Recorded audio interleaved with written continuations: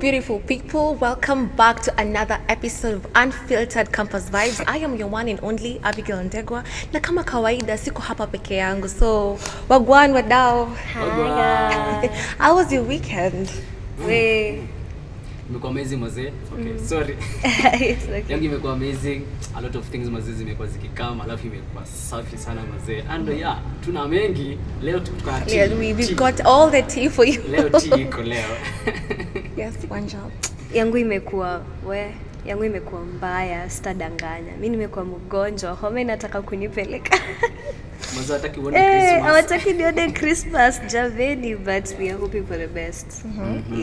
Tulisema utafutana na uji na duvet and you're sorted. I'm telling you, nimekuwa na meds pale hivyo kwa kitanda hapo hivyo, guys. Mniombe.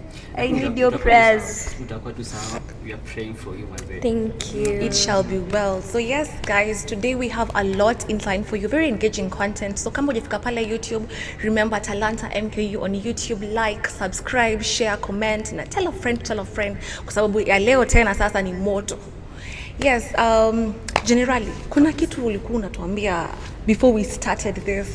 Let me introduce myself kwanza. So guys, I go by the name Generally Official Mazee, and today I've got amazing things coming up for you guys. So as I was telling you guys, hii wiki imekuwa wiki nyingine full of dramas. Kwanza kabisa justice for short people. Justice. Nimekuwa kulikuwa na hii recruitment ya police officers. And there was this guy actually ataomoka. Hiyo ni kitu najua ataomoka. And this guy was like, unajua siji watu wafupi, siji tunafanya nini, alafu by the admin am support. Let me just play it for you guys. Msikize what he had to say about his stuff.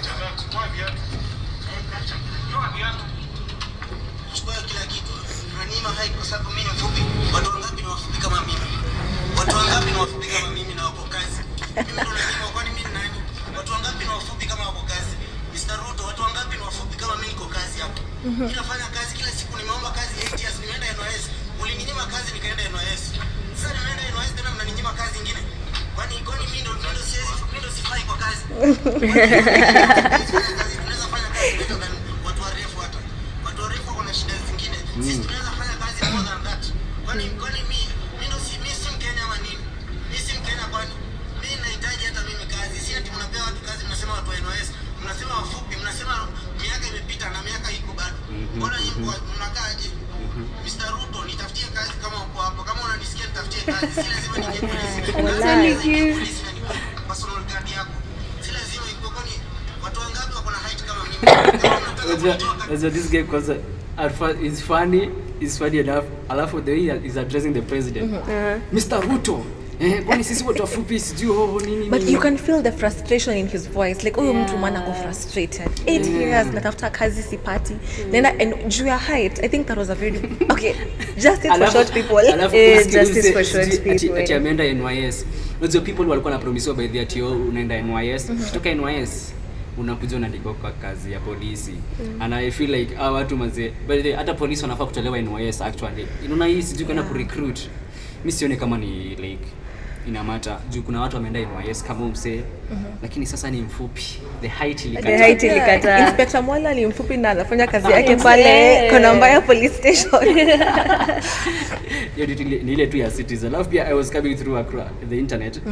Alafu I was seeing last week we were talking about gender-based violence. Yeah. Again, this week in tuko actually it was just a few days ago. There was this guy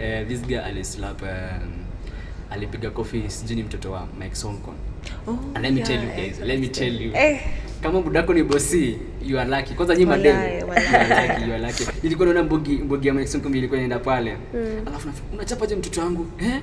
Na kulipia rent, na kulipia food, na kulipia school fee. Nimekununulia gari. Alafu kuziliza na ufanye kila kitu, alafu unajua unanichapia mtoto. Alafu there was this bodyguard wa Sonko. Chapenda akaslap who this guy. The lady was like, unachapa mwanangu kwa nini?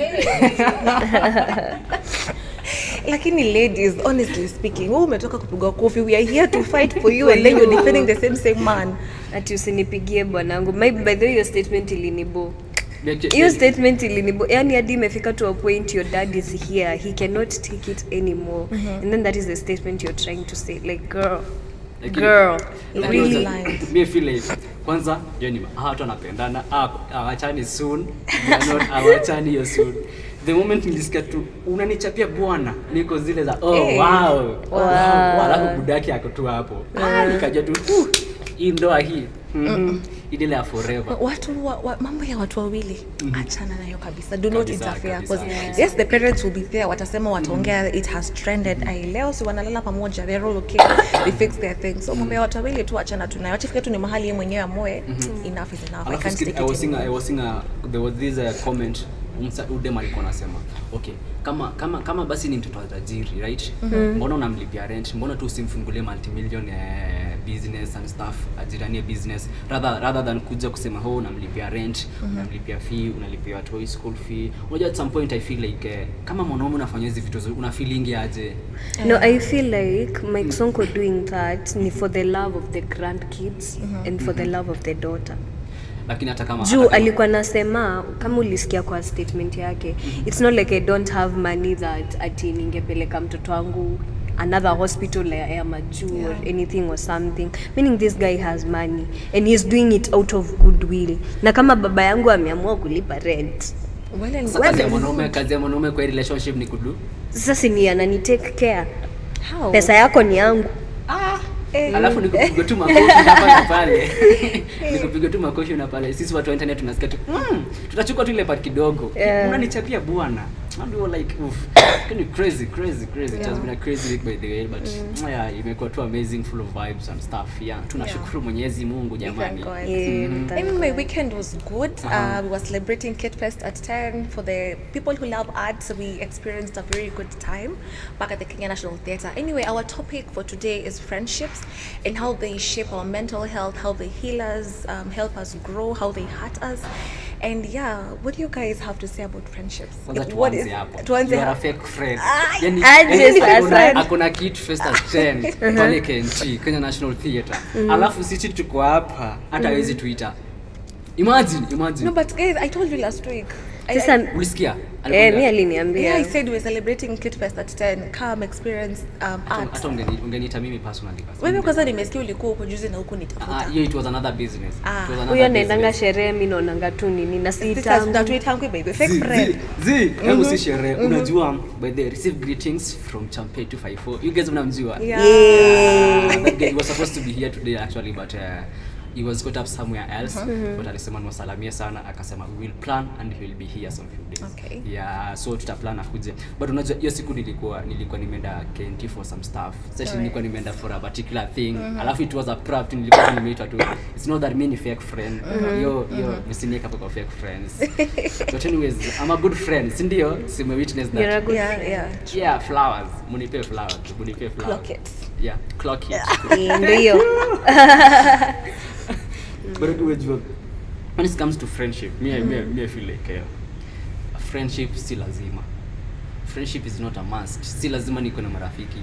Unajua there is the difference between wanaume na madem. Ni madem na kuanga na best friend, right? Si ndio? Mimi niko na best friend. Personally sina. Shout out to her actually. Best friend. Ako on. Mpe flowers zake basi. Before ni magonge. Hi bestie. Nakupenda sana Ombo. Nakupenda sana. I was saying wanaume na madem two different creatures. Unajua si wanaume niko zile za mimi niko na best friend itakawia. Alafu unajua ladies wako zile za best friend, alafu unajua sisi tunakosania vitu ESG. So nikataka kunipeleka soko, mimi si rafiki yako. Alafu inaishi hivyo na I'm like really so you ni kuwa best friend. So lazima akuwe kila time. Kama umesema uko na best friend, tuambie what are the vitu gani best friend ufanyaga? Actually, mimi na best friend yangu, I will be lying if I tell you we talk every day. She's actually a long distance best friend, but tulianza our friendship yetu imefikisha 4 years hii mwaka. She's been my soulmate, she's been my sister from another mother. She's been caring. She's been taking my stuff as hers and hers as my own. Na nampenda sana, and honestly I'd lie if I tell you a best friend has to talk to you every day. You don't have to talk to your best friend every day. But ile time mnaongeanga ni kama it's just like yesterday ndo tumetoka kuongea. Like you don't force the vibe, you don't force to be seen, you don't force to be taken or care of. Like it just comes naturally, and that is how you know you have a genuine and sincere friend. Lakini mi hapo zibana unajua at some point kuna best friend si lazima, but for ladies I can understand but not 100%, but 70% kuna best friend or stuff. It's because unajua me I find unajua niko zile za okay, before we reach out to be like si ni best friends, what tunakuwa tumefanya nini sasa. Julie tell me I can go here nipate the boys tutapiga story. Unajua wanaume we are very simple, bro tunapana pool. Yonse tutabonga naye pool kama 10 games 20 games and hivyo tumekuwa memory tu hivyo. Ile tu mse bro uko pool natokea hivyo. Alafu sasa huyu atakuwa msa pool. Kesho naenda PS. Napata na boys mwingine tucheze game. Kesho yake bro uko PS. Na hivyo tu that is how we make friends. But no, unajua ladies actually wanashindwanga vile you guys mna make friendship. For bestio and I'm like get out of here. It's okay. What I can say is no man is an island. You definitely need to have people around you, and you don't necessarily have to have like a best friend. Personally, mimi sina a best friend, but I used to have a best friend. We were best friends for 5 years. 5 years? Yeah. Nini li break up your bond? I will tell you as we go on. Anyway, when it comes now, when we'll be discussing about mental health and how they shape friendships as well. I also hata kama wanasemanga heartbreak mostly na 90% ni ya kuachwa na mtu, but hata friendships can also cause heartbreaks and heartbreaks. I had a very terrible heartbreak when I had to let go because at times inafika mahali and it's just too toxic. And honestly speaking, like in campus, 90% of the friendships I have experienced in campus were fake and very very toxic. Very fake. Very toxic. Like sahi mimi ni mtu nikisharudi kwangu, like hata my contact list, it's just my mom, my brother, and a few job related calls. Like hakuna tele friendships. I'm just calling to I have one friend though from home. We're not like best friends because she has another best friend. So mimi nikajitoa kwa mix. Sitaka tena kutadili. But she really shows up for me, and we don't have to like talk every day, but and so it's not hard making. Okay, it's very hard making friends. It's really hard. Like vile unasema mtapatana tu pull monge. It's okay, it happens like that. I also meet people out tukienda mahali hata we exchange contacts, but they're not like really friends. And that's why I normally say your colleagues are not your friends. Your drinking buddies are not your friends. Like for me to call you a friend, kuna mahali tu umefika. You have to not earn everyone it. Can call me. Not everyone can be a friend. My classmates, okay, now this is a weakness. I only talked to like 2 or 3 of my classmates. My classmates know me as a very antisocial person. Nilikuwa naingia tu class na either top left, mbele ama katikati, tumalize class and I leave. But now come to drama, come to music. I am a very loud person. I just feel like I only talk when I'm comfortable around you and when I feel we share the same interests. Na mimi art is in my heart. So watu wangu tu huko. Nakumbuka the first time I met you guys, the two of you. Akiwala you are very serious. Paka nilikuwa zile za okay, how are we going to bond manze? Kwanza niko naona kwanza unaamka asubuhi unaenda job. Wewe kwanza ulikuwa very serious manze, mpaka niko zile za wow. Alafu sahi naanza kuimagine vile tulianza. Niko zile za haijawa rahisi. Mimi Abia alikuwa ananikalianga badi. Badi. That was the first impression I saw of you. Badi. Ilikuwa like mtu tu. Siwezi taka kusema kierere, but in a good way though. In a good way. Like you're loud, but you're loud like places inafaa kuwa loud, so inaeleweka. Oops.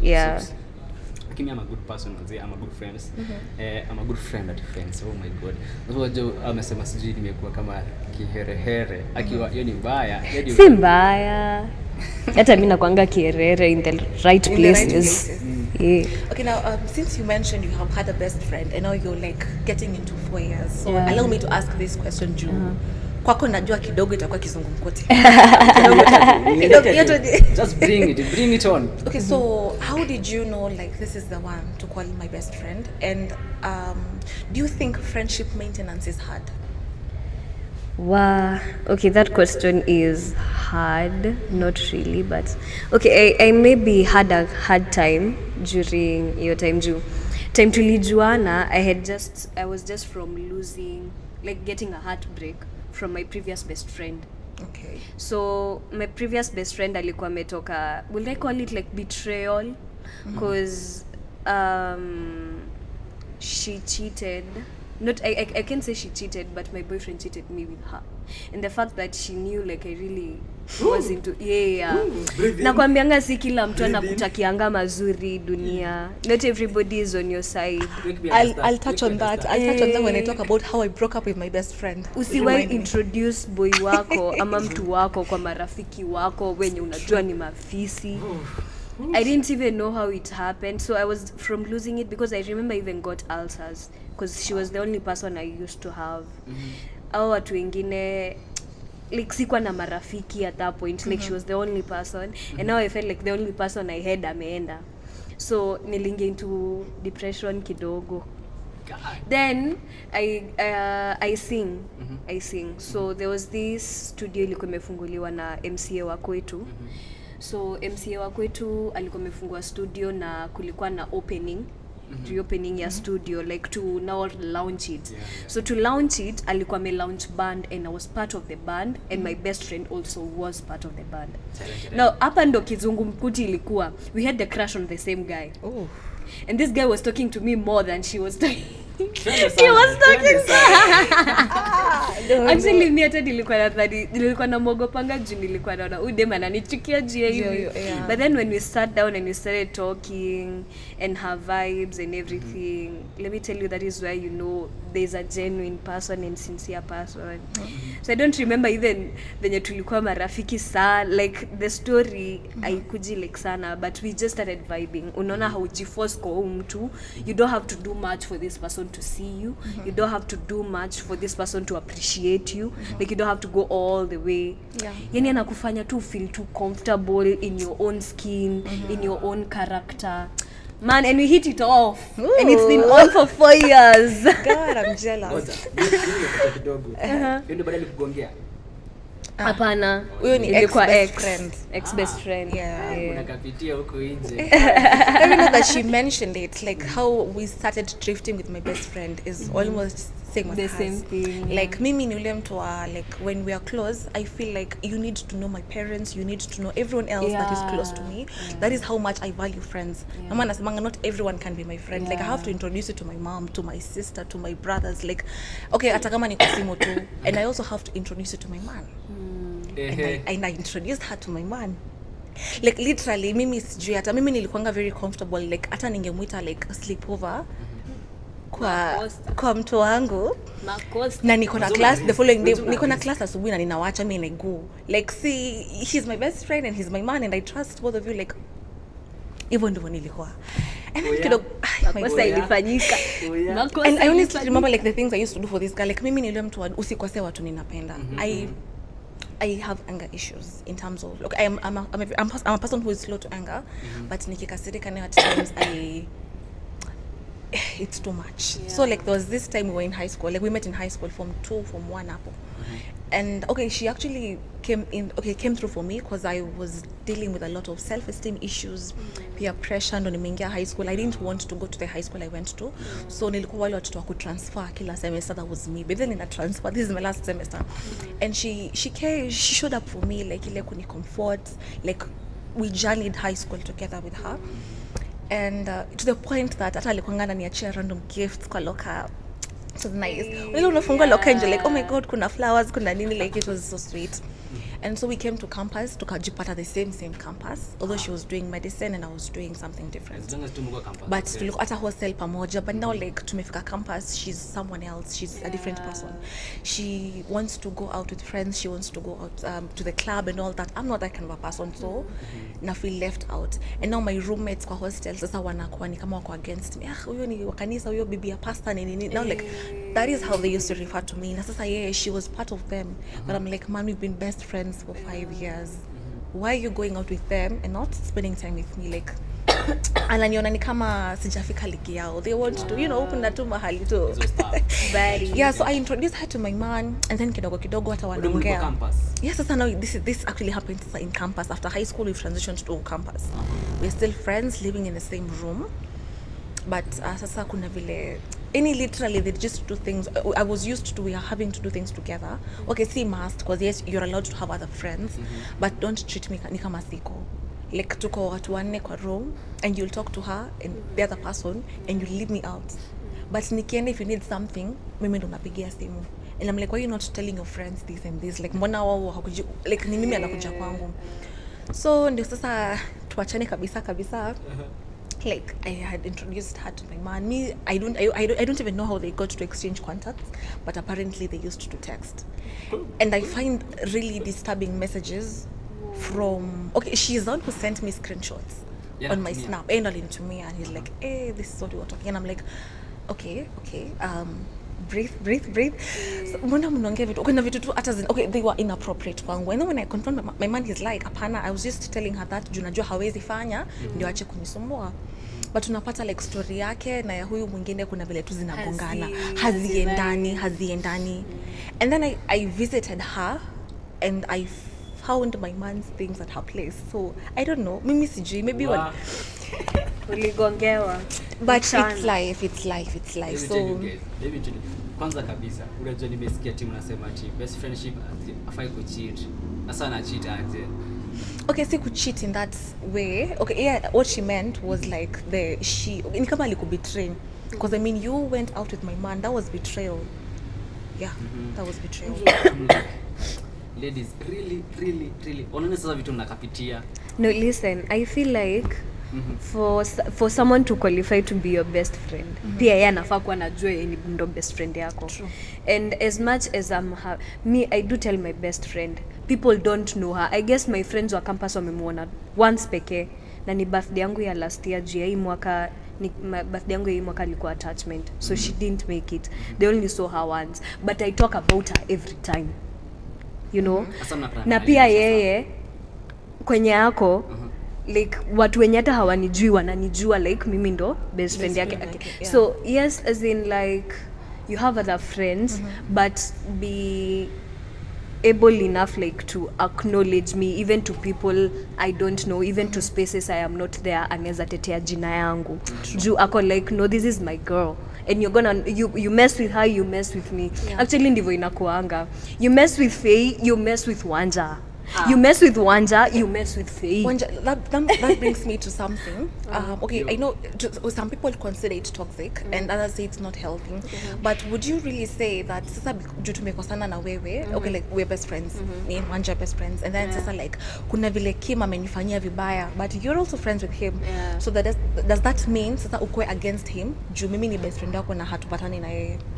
Okay, now that is when maturity comes in between the both of you, because I'll have to listen to your story, because at the end of the day nyote ni marafiki wangu. Yes, you're my best friend, I love you na nitakutetea, right? But then at the end of the day pia wewe ni rafiki yangu, I also want to hear your side of the story. So tuketi pamoja tuone hii solution ilianza wapi, ni nini solution. Like mimi sitaki mambo yake kabisa na yeye hataki mambo yangu, like sasa itabidi hapo ndo best friend yangu anasemanga nitakupiga kofi tuketi tuongee kama watu wakubwa. Wewe si mtoto, pige kofi. Wewe si mtoto. Literally kuna vitu best friend yangu ananiambia jo nitakuweka kofi. Next time rudi hivi nitakuweka kofi. Jo ako like ebu to reason kama watu wakubwa. Wewe si mtoto, mimi si mtoto. Hata ule unaona kai hiyo njia yenye ulikuwa inaenda ilikuwa too fit. Yaani ulikaa tu ka reason na hiyo akili yake yote. And believe that is maturity. That is maturity. Yeah. Big up to ni Faye, msemaitwa Faye. Yes, ako cooperative university. Let me tell you, there was the situation whereby unajua like mimi na date na Wanza for example, Yeah. alafu Abi ni best friend yako. So now should Abi deciding what to do with me? No. Tell them, preach, guys. Preach, Whatever, guys. as much as let me tell you, I love my best friend so much, but her relationship life, unless she involves me in it, I do not have any right to tell her what to do, what to do with her man, where to go, na chenye. Let her live life as long as she's having fun and she's safe at the end of the day. That is what matters. That is what matters. And does Abi has the right akuje DM yangu niambie unajua ulifanya nini Wanza? No. Because people do that, by the way. Okay, Actually, crazy. Tampasha, why is he doing that to my best friend? And they actually do that. But kuna situation best friend yangu ashai niingililia. It was I guess June ya hii mwaka. Mse alikuwa amenisumbua to a point my best friend told me apana nipe namba yangu. Like nipe, this is okay, nilikuwa hiyo mambo ya toxic relationship and everything, and then I decided to leave, and then the other party did not take it like vizuri, hataki kuachika. So ako hapa ametanish my name even to people in school, ametanish jinangu online. But sasa akikuja kwangu ako all lavidavi nini. So mimi niko hapa, mimi najua what's going on, and I'm like telling this chile, mimi hapana, mimi hautanifanyia hivi. You won't do this to me. I am so tired. So I just decided to ignore. But then ikafika to a point asubuhi 6 nimetumiwa nini mzima ya ChatGPT. Paragraph ati why are you doing this to me nini. Mi hata nilitusiwa majina zingine nazisikianga tu kwa movies. Wow. Literally. So after I texted my best friend and I actually called her. She was like apana nitumia namba ya huyo msee.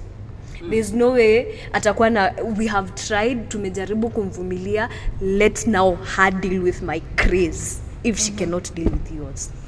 Nakwambia msichana ukijaribu kuja inbox yangu ati wewe ni best friend ya huyu, I swear, you tell me why. I have a story, let me tell you a story. So there's this girl, she got on a date, right? And then it happens that she had a best friend tu kwa campus. Okay, walipatana na Raima. Na vimesema tu hivi, walipatana na Raima, kama marafiki, wakagrow up pamoja. Alafu it happened that they joined one university pamoja. So it was just like kind of long distance thing, very long distance. But now it happened that the relationship kakuja mpaka ikawa toxic. But unajua nile like udema kwa zile au msite haitaini acha. Amaifika hapo. And then now this day udema anajipata kwa ngori. Okay, tulikuwa nile like meda sidai. Ulishasikia like interest imeisha how die. Yeah. So udema anajika kwa ngori. Anajika kwa ngori alafu kesho anakutext. Ati baby unajua hii na msichana. Sinaenda kupiga ngumi.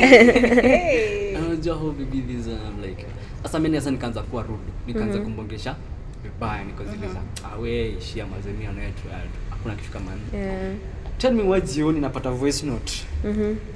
Ati mini best friend wa bla bla bla bla bla bla bla. Ati uko na guts sijia kuacha best friend yangu. Ikifika wakati yako kwa normal unamwacha. Unajua nilichukua hiyo simu nikaangalia hivi, nikasikiza hiyo voice note, nikasave kwanza kwa my files, audio files. And nikapigia this is the alleged girlfriend. Nikamshow hivi. So nikamshow ndio voice note bishta kama mimi. So unajua ukienda in the land of Kalenjins, people unajua like definitely after you go in from kwa hizo mambo na rituals and stuff. So there kuna words zenye demo afai kukushua ama afai kukuita ama afai kukwambia. Siji man up, siji msichana ati man up sangapi. So unajua there are some things. So it happened that she used those words kuniattack. And I was like hebu sikiza hii voice note. Akasikiza only for the lady kujitetea ati unajua mimi sijamtuma means and I'm like really Uni best friend wako amekuja kuniataka and stuff. Alafu sasa badala hata u apologize and stuff useme I'm sorry acha nini nimwambie aacha kuja apologize. Wewe unataka kujustify uko zile za mimi sikumtuma. And I'm like best friends wanafaa kufika hiyo extent kweli? Best friend yako anafika hiyo extent? No, not really. Okay, Hajaifika hapo. I honestly feel like okay, I'd say it's good for them to intervene, and at the same time it's also bad for them to dictate Intervene, yeah. and intervene. Because I'll give a scenario, kama vile alisema, like imekuwa too much. I am your best friend, and if your pain is my pain, I'm definitely affected by how you're being treated. Na hiyo point mimi naweza fika nipeleke mtu wako cheki. What you're doing is wrong, and you either to uache tu iishe tu hapo, ama you let her go. Like it's either you change or you let her go. And I feel like at some point inaweza kubidi tu man umenisukuma mpaka like I cannot just sit here and watch you like hurt my friend continuously. Ya kwanza, ya pili, ya tatu hivyo nayo. And then I also give another scenario where I'd say it's wrong for them to dictate. Kuintervene anaweza intervene when things get like too much, but kuna ile yenye sasa una feel mtu ana dictate. I once had a friend, mimi naye nimepitia, niko na experience. Okay, but sasa ilikuwa, she was a very good friend, like ni wale watu wa kuni cheer on. Like I was doing modeling, and at first I was really scared, but ni yule mtu like she'll be there to support me when I'm going for trainings. Like she will bring mbogi ya kuja kuni cheer on, like yeah, she was a very good friend. Like ni mtu ningepigia simu saa 5 saa 6, like she'd show up. But the only thing that used to drain me from that friendship was the fact that she would want to dictate my life, to the point that nimepata job and there's a certain amount of salary I am earning, anataka kujua, oh, na earn your salary, so what are you planning to do with this money? Okay, 10% tithe ahead to tuende tukisubtract bit by bit how you're spending every cent that you have. Tukwa naye nimetuma maybe pocket money na mzazi, okay, alikutumia juzi, so umekuwa ukifanya nini na nini hivyo, like anataka kujua. Ni assuming nimempigia simu na I'm like, I am in a crisis, tafadhali like send me this amount of money, I'll pay you back by the end of the week. Then she's like, so ulikuwa na pesa jana, kwani ulifanya nini yodo? And she won't stop until she gets answers, like anataka kujua what you did. I am supposed to go out with my man. She wants to know like mnaenda wapi, so your man nini like akuzile zapana, you've hung out with your man sana, it's time for me and you, like let's do this. Yes. But it was that bad. Naweza mtetea that girl. Wewe tutakupiga kwa hii studio. Like hata tumepatana mahali, we're in the same circle, and with my man, and she wants to come and sit there and like, hey, yo ebu enda kwanza, I want to tata mimi niongea na udem sasa. Like and she literally tell my man to go. Unaniget sasa, like she was dictating my life, my relationship life. Jata kuzeleza mbona unamsuachana na yeye, and she actually went to a point of introducing me to other men whom she thought were better for me.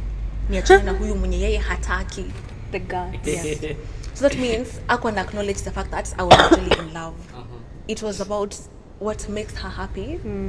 Na mimi si chenye mimi inanifurahisha, but pia yeye, and yeah, I had to cut her off honestly. But no, don't you feel like unajua kuna difference ya caring na kukua, okay, kuna stuff amekuwa akizifanya that one kabisa zi, but now mimi I feel like she was trying to be caring akisema mnaenda na your man. One thing, she was actually caring because out there, okay, as much as you trust your man, yes, but now umesema you guys mko na best friends, right? So best friend yako anafa definitely so namwambia tunaenda na my man, tunaenda wapi na wapi my man. Kitu kingine umesema amekuwa kikushow about you like how you spend. Unajua sometimes it depends. Wewe ulimpia permission afike hapo. Actually you allowed afike hapo, because tell me why kitambo mtu afike penye ni kama like mimi niko na date alafu demu yangu akona best boy, tutafika hapo akona best boy, alafu sasa kuna unajua kama kuna boundaries, yes, but kuna majina hiyo best boy afai kuita manzi yangu kama anajua ana date, right? But no, kitambo ifike that period yenye boy enye uboy anaanza kuita manzi yangu hizo majina sijui ile mambo. So definitely kungekuwa na some things enye manzi yangu alikubali ndio uboy akamuita hivyo. Same to that case ya Abby, unajua the kitambo dem afike hapo, kuzambo your best friend afika hapa akakwambia nataka kufanya 10%, nataka kufanya nini the rest and this. Kitambo afika hapo ulikuwa ushamalao afike hapo, ulikuwa mshampia ya green flag, ushampia like go ahead ya unaweza fika hapo. That is why I don't blame her. I blame you. Why? Because I'm blaming you because just venye nimesema ndio mtu afike penye amefika baby ya ndio mimi tuseme kama mimi niko kwa talking stage ya kitambo niite udem mambo kama hey baby, hey you know my love and stuff. Udem atakasha nipea go ahead right, mimi nitaanza kumwita this time. Same that case ulikuwa ushampea like that go ahead and sasa you can now like it can be your sister, it can be your mother, it can be your brother, she can be your brother, she can be your sister, she can be whatever. That is why atakwambia unafanya nini hiyo do, unafanya nini hiyo do, unafanya hiyo do. But that was so controlling. Hata mimi like hata I was so uncomfortable ninamwambia like it's too much. Like hata she wasn't my best friend, we were just close friends. And I had a best friend mwenye like okay, if you're my friend, kuna vitu I tell you what I feel you need to know. I don't have to tell you everything. Yeah. Like, I tell you what I feel is necessary. But kuna mtu akona hiyo entitlement ya asa ana feel so entitled like because we're friends I want this and this and this. And the same applies sasa to the point that she doesn't want to see me with other friends. Like kama hauko na mimi you shouldn't be hanging out with any other person. And you'd find that if I have other girls who are close to me inakuwa ni kama like she's against them, like how hapendi, and she always has something negative to say about them, which I felt was wrong because I don't like being in spaces where you're but talking my friends ama unasema tu vitu zenye hazifai, because in as much as you two have your issues they're still my friends and they show up for me when you're not in a position to. Yeah. But nakuget, I feel like okay, that is where we bring in the aspect of boundaries. That last week tulisema boundaries are not just supposed to be in relationships peke yake za mkidate na mtu, but they should cut across even to your friendships, because friendships are also relationships. And I feel like it's good to set boundaries hata ikifika kwa marafiki tujue kuna mahali unaweza fika na kuna mahali huwezi fika. And also bring the aspect of communication. Let's talk. I really like what you do with your best friend. Like sisi ni watu wakubwa, let's sit down and actually talk. And I feel that is something that lacks. Unajua mimi I feel like if I had told her earlier on, because hata vile mimi nilimcut off vibaya, and actually I feel like I'm a toxic friend to some point. I have been a bad friend to my friends because I never told her why I did that. I just ghosted her. She was calling sitaki mambo yake. I blocked her. Kila kitu. Alafu so she left, and then months later that is when I actually reached out to tell her, by the way, I ghosted you because of this and this and this. Period. Like I told her because I just wanted inner peace. Si ati nataka turudiane tukue mabeshtezi. Mimi tu ndio initoke tu ni feel for the sake of my mental health. For me because ilikuwa inakaa kinisumbua because I'm like then it was really painful because this is someone I was so used to, and I guess friendships really cause huge heartbreaks. You get it's a madem ko very funny. Unajua mimi nasikiza stories zao niko zile za I'm shocked. Unajua like ati sasa like unafaa kumwambia sisi ati kwa nini muli break up with that friend. I just felt like she needed to know, you know, for the sake of her future friends, because I also had another friend who was close to her. I think she's one of her best friends, and the same problems I was complaining about are the same problems the other friend was complaining about. Like it's something that used to cut across all her friends. Like we all had the same issues with her, but no one was bold enough to tell her that. So unaona yeye mwenyewe hajui, like yeye kwake she's okay, that's just her being a good friend, hajui. So I felt it was necessary for me to just tell her ndio inipatie to inner peace, like tuliachana because of this and this, so just move on with your life. And I did that, and that was the last time we talked. Na sio kwa at peace. Na niko at peace sasa, hata sifikiri yangu. What happens in men, unajua wanaume tuko zile za if now tuseme niko na best friend, right? Mimi niko na best friend yangu. Actually siwezi muita best friend, hata we are just friends, but close friends, yeah. But now hizi fika a point eti sasa nikimwona na mabeshte wengine tujui nitasikia vibaya, atio akienda kwa sijui kama mori wengine, I'm like wewe wacha bro, count because me actually I can make friends like literally. Unajua pia right now imbugi ya wanaume wote iko hapa, unajua we can be friends within a minute.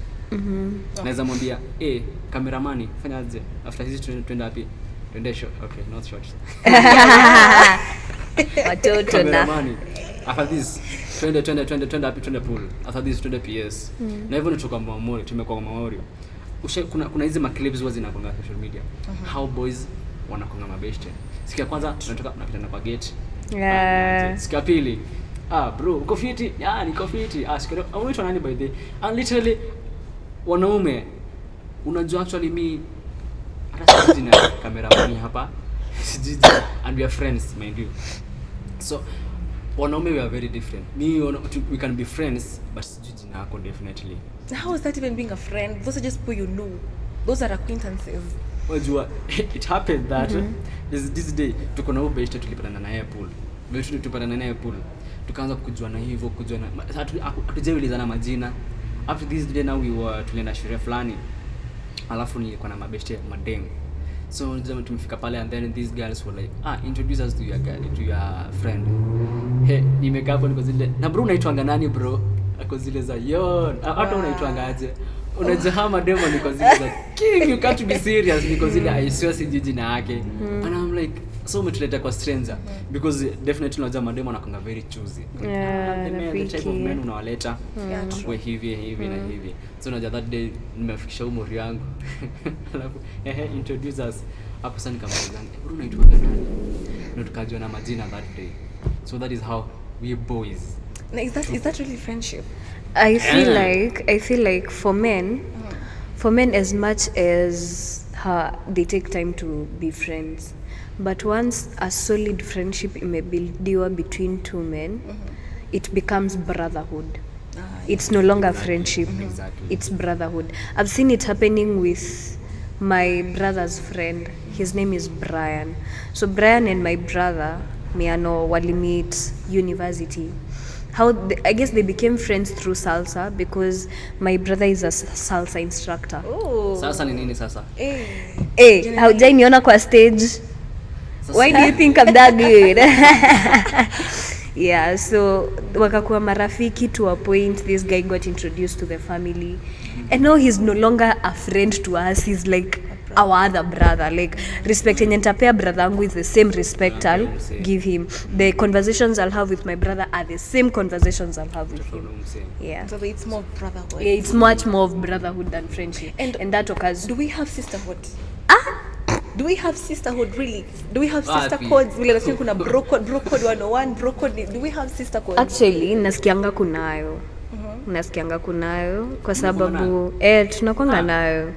First of all, if we are friends, sister code 101. If we are friends, hatufai kukosanishwa na mwanaume. Lakini 100% hizo sijisi first best friend ni mwanaume na but listen Kim, if you are mature enough, mwanaume hafai kuwa anawatenganisha. Let me tell you one thing, hakuna cha maturity hapo. Hakuna cha maturity. One thing, hakuna cha maturity. One thing, kwanza umesema uligongewa na best friend yako. Sikupata. Okay, hakukuwa na evidence, so I wouldn't say that is exactly what happened. Uligongewa. Am I living in denial? Best friend yako uligongea, si ndio? Hapo kulikuwa na maturity. No, we were young. But right now we can't reason like that time. Yeah. But unajua like dem ni mse. Unajua mimi mwanaume. Mi best yangu let me say with my girlfriend. Hapa actually ni tutachana na ule dem, alafu nitakuja kwa umri yangu. Mazoli gonga. Niligonga. Alai. And sasa try hii best friend wetu itaisha hapo. Haitaisha. Mimi bado msata kwa moyo wangu. Yule dem alikuwa danda. That's bad. Delulu. That is how we men. That is the reason as to why inakwanga sister code 101. For a guy it's a game. Let me give you a certain like a short story. Kalini happen was it last year ama siku gani? So nitawapea code names. Just siwezi mention their names hapa. So nitamuita Oden na Nigel. So Nigel was the guy who I was in a kind of a situationship with. And they were friends with Odell, now my girl, like my friendship, my campus friend. And my campus friend, we actually so close, till date. That is why I'm saying mwanaume hafai kuwakosanisha. Listen. So after tuliachana na Nigel, you remember the story ya GBV yenye I told you the guy tried to do some stuff to me. So I went and told my friends about it because ilikuwa inanisumbua. Like I had to talk about it to for my peace of mind, to release it. So this guy, what he did, sasa you see the sweetness yenye anakuanga nayo, akaenda sasa akaanza kubefriend Odell. Sasa nataka kumwambia venye sasa mimi nilikuwa mtoxic, venye mimi ndo nilikuwa nafanya aende to those extents. So Odell, at some point I felt like you're my friend, you're supposed to be on my side, but I thank God to that girl till date hakuchukua nonsense ya mwanaume. Nice. Literally she was like, no, I was here with Joy the whole time and I saw what you made her go through. I am not that dumb, nigga, I'm not that dumb. Flowers to her, flowers to her. Actually, I appreciate that. But unajua, that is actually what most men do. That is what most men do. Unapata uko tuna date alafu ni best up. Tumechana na wewe, so mimi nitaanza. Huyo kimakosa akwe tu chini ya maji amekuwa amenikrashia. I swear nitamchukua. Nenda naye. And it's very bad. I think I also feel like girls need to develop that kind of sisterhood thingy. Yeah. I remember a time where there was a certain guy alikuanga na nikatia kitambo and I was like, no, highways. So we ended up becoming friends, and we used to like have the same circle of friends. So kuja na mtu walikuwa anasema ni kama ku recruit new girls into the nini. So kikuja a new girl like anataka kumkatia, you know, like those kind of men. And so it got to a point where another girl came in. I felt she was so innocent and she was my friend. I befriended her. And then this guy pia akaanza kumkatia, and I told her directly, by the way, this guy okay, mimi niiteni nyoks. But mimi if you're not right for my friends, I will tell my friends, right? Nilimuona na fulani wakifanya nini, and I'll have evidence. Because I care about you, and I will tell you that. You'd rather hate me useme hata mniongelele pillow talk, but girl, if he was doing something dirty, nitakwambia. So mimi nikamwambia, and the girl was like, for real? Yeah, sure. So she confronted him, of which pia hakukataa. Because ni kitu ilikuwa na kulikuanga na messages like hata the other girl alikuwa amenitumia screenshots. So mimi sitakwambia kitu ni haiko, like nitakuwa na evidence. And so the guy comes to me akaeleza, we've been friends longer than you've been friends with her. Nimekuja for 3 years, you've only known her for 2 months. Like what the hell, like nini unaniharibia? And I'm like, you guys have a bro code thingy. I also have a sister code. I will protect my sister. I don't care what you think. I don't care munite nyoka manini. But if it's not right for her, nitamwambia. It's not right. Lakini sasa mbona sasa umwaribe umse? Simwaribi, like mimi nilimwambia, okay, mimi nilimwambia like this is what happens and maybe this is what I know. But the decision is up to you. Like mkiamua mtadate, of which waliamua kudate eventually, like that's Thank okay. You. Tumalizia. No, so sikiza, but at first at least she cleared up the air but okay, waliachana cause the guy was still texting the other girl. But at least alikujanga kuniambia ningekusikiza tu from day one. Singeingia, like mimi nitakwambia wewe amua kama utanisikiza but I'll warn you so that you can see it coming. Yeah. Bana unajua again to come on that. Unajua kama mimi na yetu tuko friends, right? It happened that Wanja mmekutana na Wanja tu leo. Alafu mimi nadai Wanja. Alafu sema kuna traits uliona kwangu, but they are actually not my traits. Ndio tu uliona tu like once. Kwa nini niliona? Si uliona tu once because you once because when rafiki yangu nikakwambia labda ama maybe tulikuwa nawe ukaziona. Okay. Yeah, that means nikienda kwa Wanja mimi nitakuwa mzuri. Kim, let me tell you one thing. Let me tell you, lacha tu ni kuinterrupt kidogo. When a man does something once, ataifanya tena. Believe me. Not true. Ndio maana tunaambiangwa a man raises your voice at you once, he'll definitely do it again. A man raises his voice at you, he will do it again. A man raising his hand on you, he will do it again. But Ata apologize mara ngapi, it's part of him, it is part of his character, itajitokeza tu siku moja. Hapo sikubaliani. Kwa nini? Hapo sikubaliani. Because unajua kuna wanaume by the way wanakubali change. If nimefanya makosa fulani leo, umekuja ukaniambia manze unajua mimi sipendi hii stuff, alafu nikuja kufanya juzi. Me I'll apologize and I swear to you like hiyo kitu haitai happen tena. Haitawahi happen. A good example. Tuseme kama okay kupigana na sijawahi. Haitai. Sijui nitumie example gani. Tuseme nimekushautia right? But now it will depend umefanya nini nikakushautia. It's because unajua sasa that shouting it will not come just because tumekuwa tukifanya hii and then all of a sudden nakushautia. It may happen because kuna makosa ulifanya and that now that argument that ikafika pale tunashautiana. Una get? So mimi nitakushautia, utakuja uniambie baadaye na baadaye mazazi zile ulinishautia. Utakuja niambie nasipendi, nita change. such ni kitu iko ndani yangu, unapata. So vile unasema siji wanaume siji, labda sasa hapo kwa there are some things yes they can, but again ziki happen and zita happen tena. I swear to God zita happen tena. Ati sasa unasema tio wanaume siji nini, uongo, lies. They are good, men are good by the way. Not all. Okay, not all. Not all actually. But some na pair flowers, I think it's true, and I also think that when it comes to the healing aspect, because personally I'd say at times friendship breakups are more painful than at a relationship breakups. Yeah, trust me. Because friendships are also a relationship with this person. Mi naeza sema hivyo. Okay, because you know girls are emotional beings. Very. We are very emotional beings, and friendships are not just about the vibes and inshallah. We are building an emotional ecosystem. Yeah. Like we're relating to each other, and at times we'd find that our best friends wanajuana sana kuliko hata vile mtu wako anakujua. Exactly. Yeah. And at times losing a best friend is very, very painful. And which brings me to the, okay, just like a random thing, like a question ama kitu kama hiyo. How do you think we should handle like friendship breakups?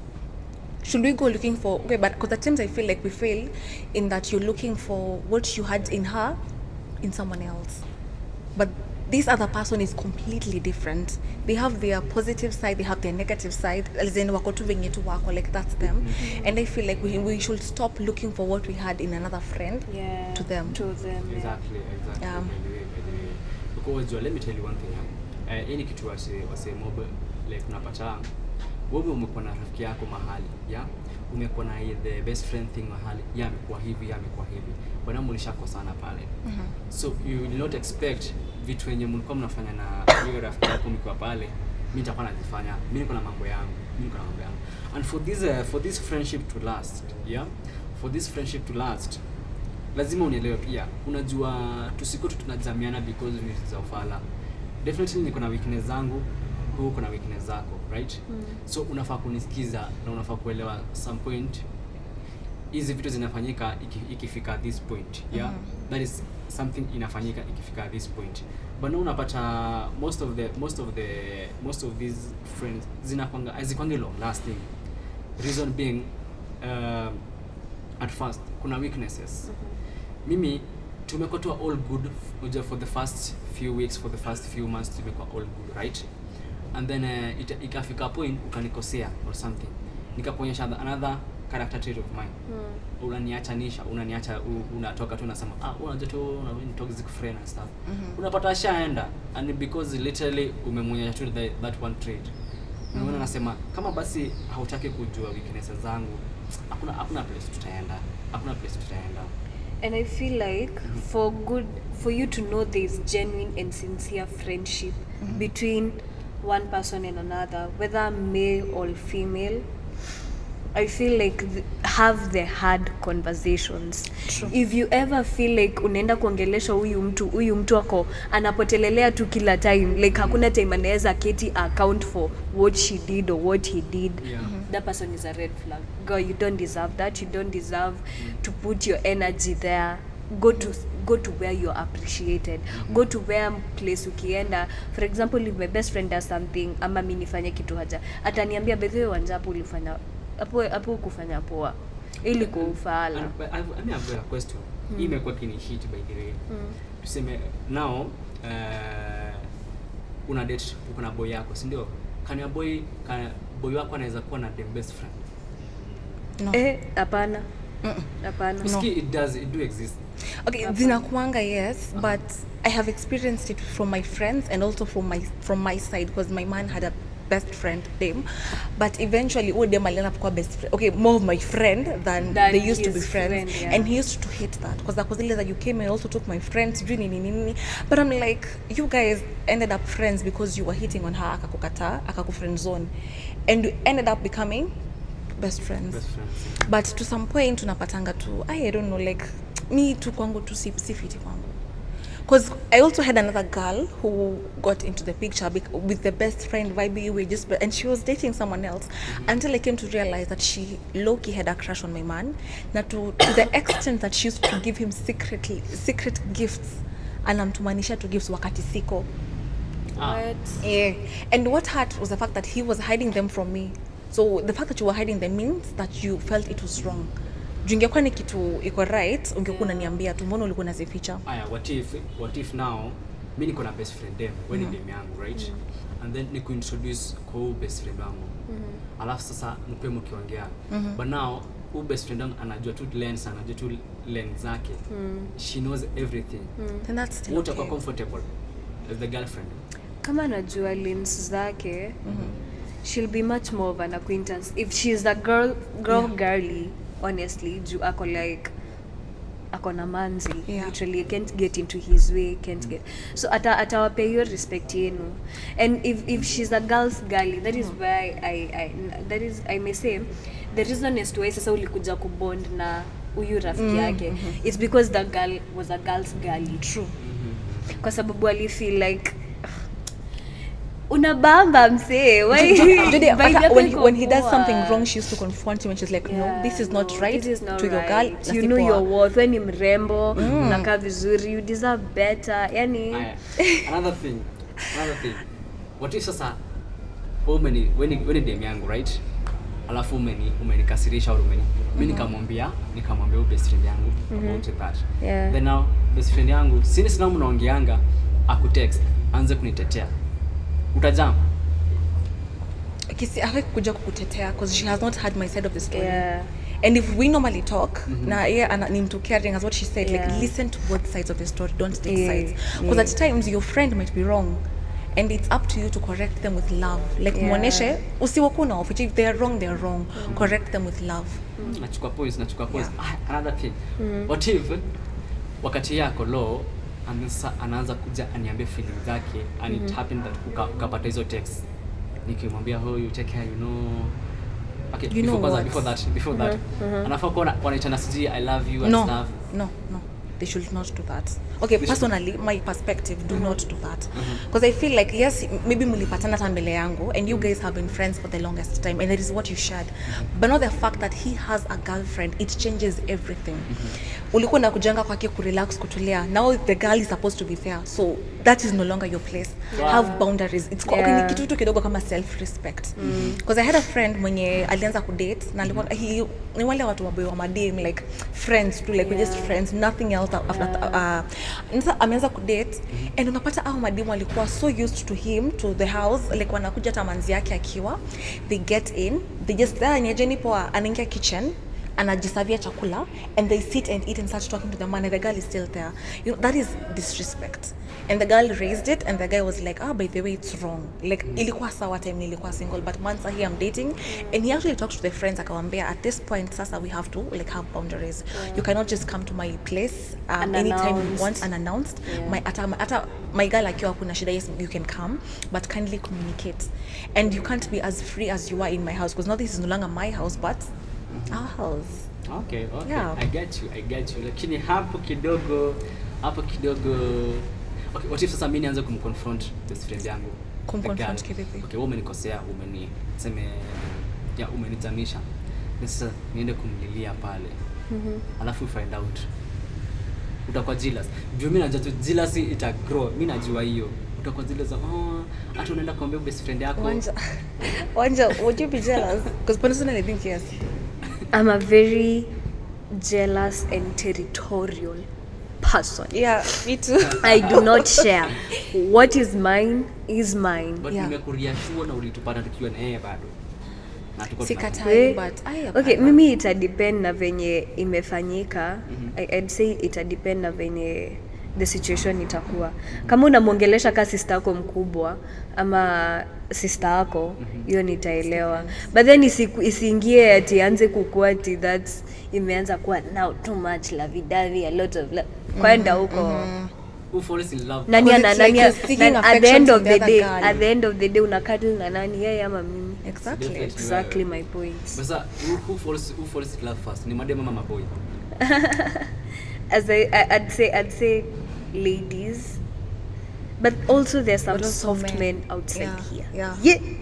Wewe mwanaume uko soft, wewe type yangu hiyo sasa. There are some chalants. Men outside. No, tunaingia men's conference by the way. Don't be toxic.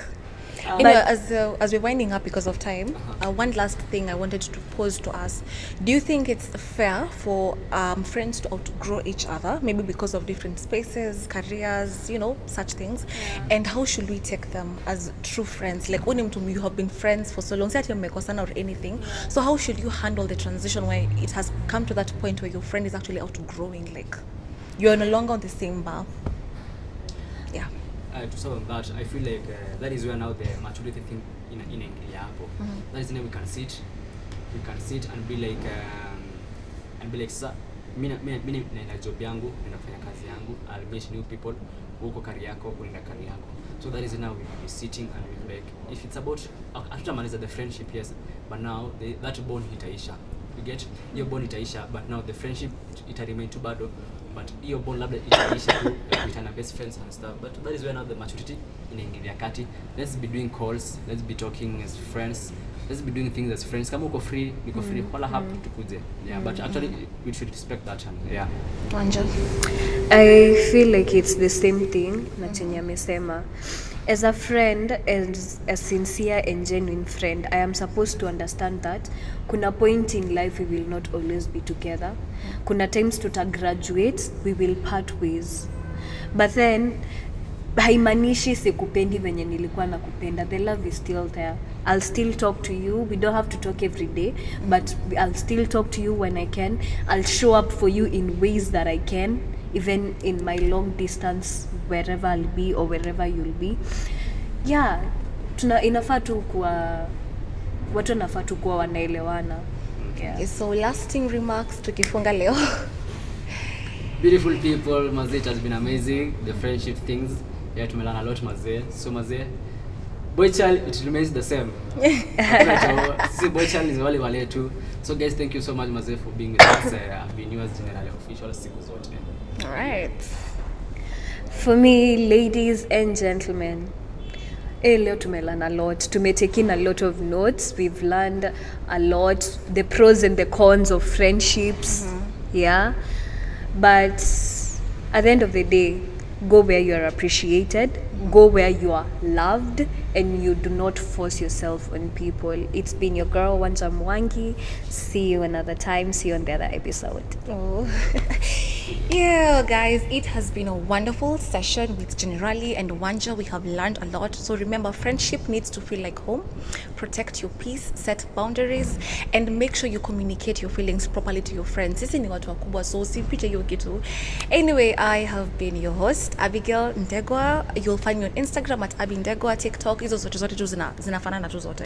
And remember to subscribe to Talanta MKU on YouTube. Share, comment, tell a friend, and see you next time, same place. Bye. Bye.